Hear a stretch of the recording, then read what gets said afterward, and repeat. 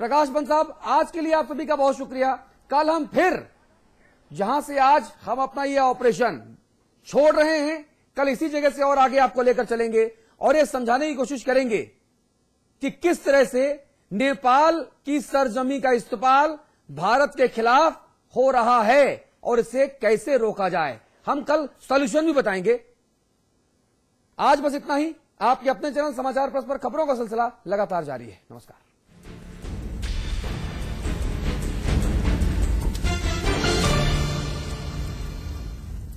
सुशासन के लिए सरकार ने अनूठी पहल चलाई। ई गवर्नेंस के जरिए राज्य में पारदर्शिता लाई।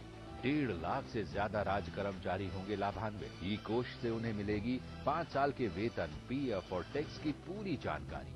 1,20,000 पेंशनर्स को ई कोष की सेवा ने दी बड़ी राहत। अब उन्हें मिलेगी पिछले 5 साल के पेंशन और टैक्स की पूरी जानकारी। पेंशनर्स अब अपना जीवित प्रमाण पत्र ऑनलाइन दे सकते हैं। राज्य कर्मियों और पेंशनर्स को हर भुगतान की सूचना मिलेगी एसएमएस से मोबाइल पर। तो जल्द ई कोष में अपना नंबर रजिस्टर करवाएं, अपना यूजर नेम और पासवर्ड पाएं। ई टेंडरिंग से आई पारदर्शिता, टेंडर प्रक्रिया हुई आसान। प्रदेश के सभी विभागों के टेंडर अब मिलेंगे ऑनलाइन। करे निर्भीक होकर कहीं से भी, कभी भी प्रतिभाग। ई स्टाम्पिंग के जरिए अपनी संपत्ति का कराएं पंजीकरण और कोषागार, उपकोषागार एवं पंजाब एंड नेशनल बैंक की शाखाओं से किसी भी मूल्य के लिए एक ही ई स्टाम्प करें प्राप्त। ई रजिस्ट्रेशन से 1.5 लाख से ज्यादा व्यापारियों के चेहरों पर भी आई मुस्कान। अब वैट सहित अन्य सेवाओं का कराएं घर बैठे ऑनलाइन भुगतान। पूर्ण सुसज्जित डाटा सेंटर में टोल फ्री नंबर की भी है सुविधा। 1800-266-2277 पर कॉल करें। ई गवर्नेंस से आई पारदर्शिता, हर चेहरे पर छाई मुस्कान। हमारा संकल्प आपके सपने पूरे करे सरकार, यही है ई गवर्नेंस का आधार। सौंफ, इलायची, खजूर, मिश्री, वाह, सब एक से बढ़कर एक है। मगर कोई अपना बड़प्पन नहीं जताता, है ना? रहो हमेशा पास पास।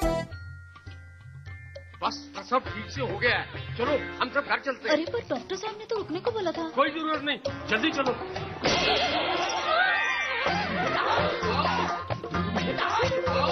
देखा, गड़बड़ प्रसव के बाद का 48 घंटा माँ और बच्चे के लिए सबसे जरूरी है। इसीलिए यहाँ 2 रात रुकना जरूरी है। माँ और बच्चे की जान को लेके चांस क्यों लेना? चांस क्यों लेना है, चांस क्यों लेना।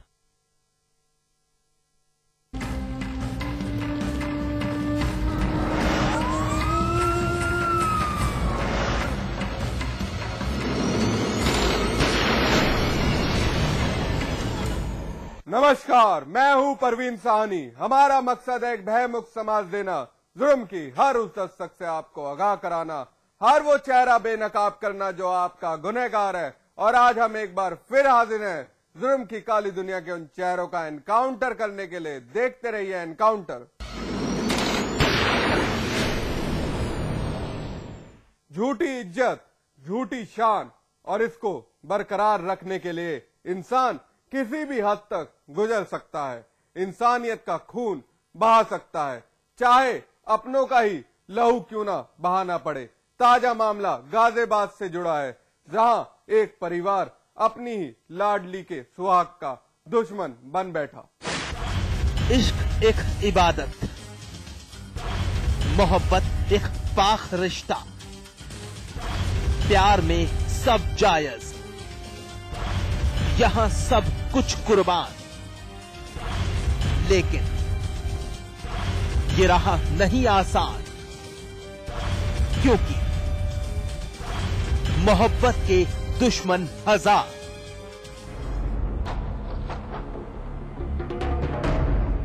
लाल सुर्ख जोड़े में दिख रही ये दुल्हन प्रीति है और दूसरी तरफ उसका शौहर राजेश सैनी।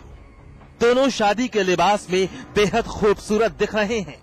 चेहरा खुशी से दमक रहा है। दोनों ने प्रेम विवाह किया है। अपने मन मुताबिक दोनों ने जीवन साथी चुने हैं। अभी तक तो आपने तस्वीर पर दिख रही सच्चाई पर गौर किया है। अब जरा तस्वीर के पीछे हकीकत से भी वाकिफ हो जाइए। तड़पती बिलखती इस महिला को गौर से देखिए। यकीनन कई सवाल उठ रहे होंगे कि आखिर कौन है ये महिला जो इस कदर रो रही है, क्या हुआ है इसके साथ, तो दिमाग पर ज्यादा जोर मत दीजिए।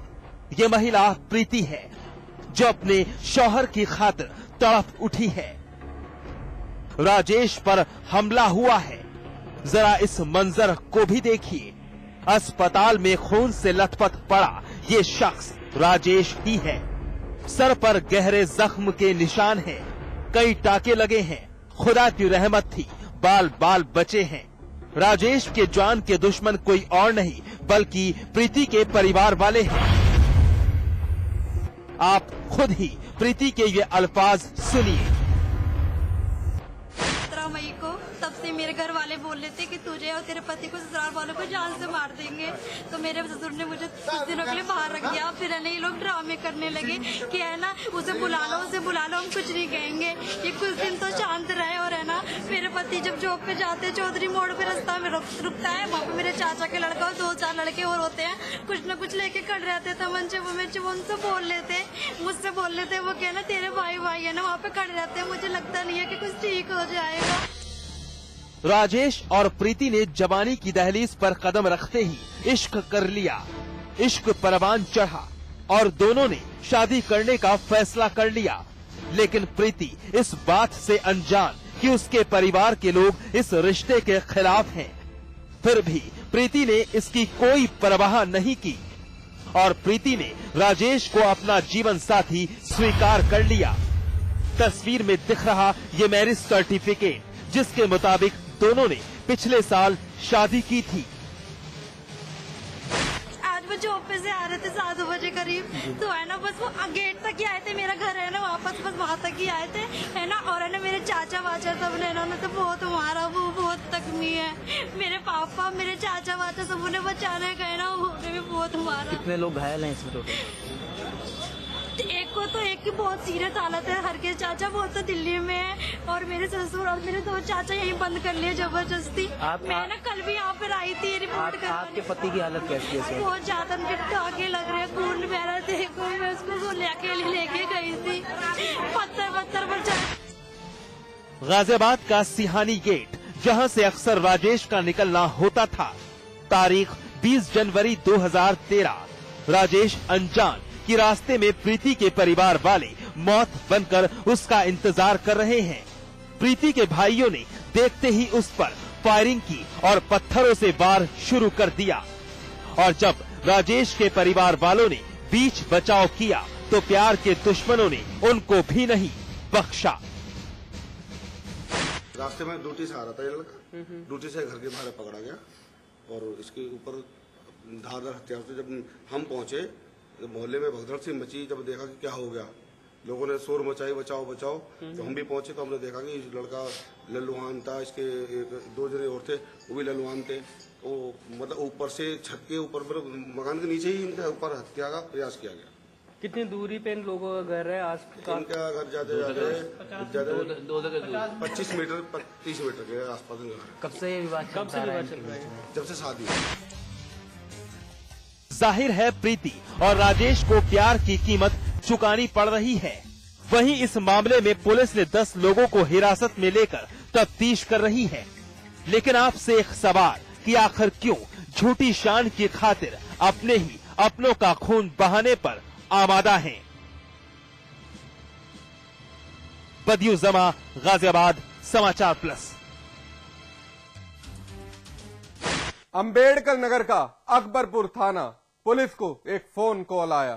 खबर मिली कि एक अपराधी असले के साथ शहर में घूम रहा है। पुलिस मुस्तैद हुई, कई चौराहों की नाकेबंदी की गई। पुलिस कामयाब हुई, आरोपी पकड़ा गया, लेकिन आरोपी न्याय का रखवाला निकला।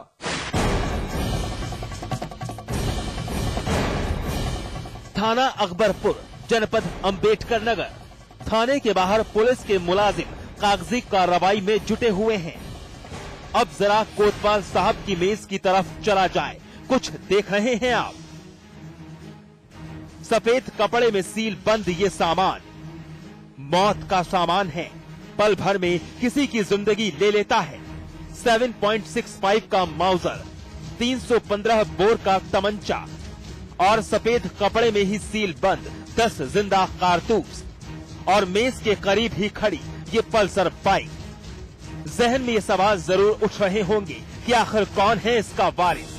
आंखें बेसब्र होंगी उस चेहरे का दीदार करने के लिए। तो लीजिए देख लीजिए उस शख्स को। अकबरपुर थाने का मेहमान बना ये शख्स, नाम है राकेश सोनी। राकेश इस वक्त सलाखों के पीछे दिख रहा है। ये वही शख्स है जिसके पास से पुलिस ने ये मौत का सामान बरामद किया है। अब जरा इसका बयान सुनिए, कैसे अपने गुनाहों पर पर्दा डालने की भरसक कोशिश कर रहा है। घर में पहुंचे, हम बाहर खड़े थे और कुछ समय थोड़ा ड्रिंक लगाए थे। उसी को फायदा उठाए, गाड़ी में बैठाए। गाड़ी में बैठाने के बाद यहाँ बुलाए। पहले तहसील बुलाए, जब पैसा नहीं पाए, पैसा न पाने की वजह से यहाँ बुलाए। किस बात के लिए पैसा मांगे थे? अरे कुछ इन लोगों को लफड़ा था, कुछ लाइसेंस भी था हमारा 3, ये करवा देंगे वो करवा देंगे।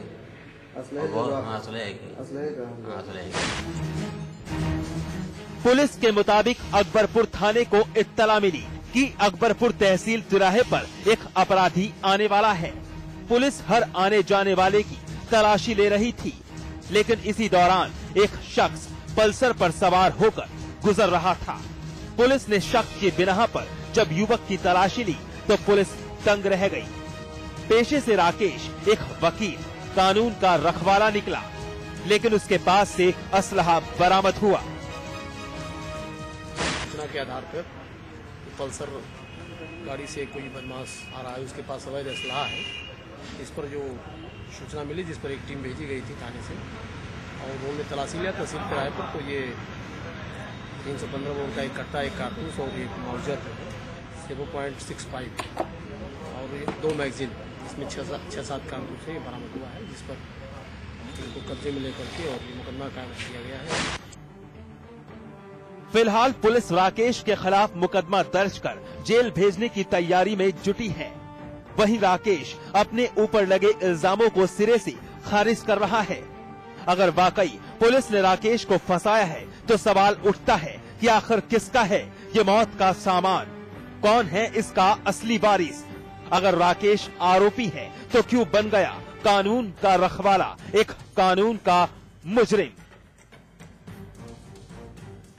अजीत प्रताप सिंह, अंबेडकर नगर, समाचार प्लस। उत्तर प्रदेश अपराध का गढ़ बनता जा रहा है। कभी महिलाओं के साथ रेप तो कभी उनकी हत्या। अपराधी बेखौफ होते जा रहे हैं। उनके लिए इंसानी जिंदगी की कोई कीमत नहीं। वो तो बस अपने नापाक इरादों को अंजाम देना जानते हैं। मामला वाराणसी से जुड़ा है, जहां एक महिला के शव मिलने से पुलिस महकमे में हड़कंप मच गया।